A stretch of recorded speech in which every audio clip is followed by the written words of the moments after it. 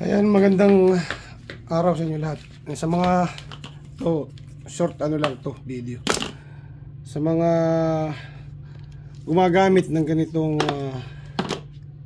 vacuum cleaner, yung nairo-roll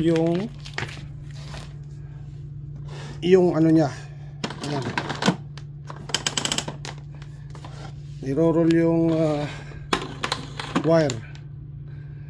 Ngayon nag-vacuum ako, saglit ko lang ginamit, pero hindi ko siya nilabas lahat yung wire. So naka-roll yun pa rin doon sa loob. Ibig sabihin naka-coil pa rin. Nang time na hinugot ko na siya lahat, yung wire na natitira, mainit ang wire. So meaning nag-ano siya, nag-ano ng resistance siguro. Pero itong nakadiretso, ayan, malamig. Kaya tayo lang konti sa experience. Pag mag-vacuum kayo, ilabas nyo na lahat yung wire para hindi umiinit.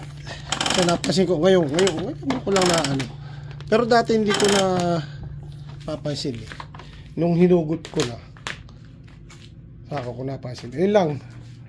At magandang araw sa inyo lahat.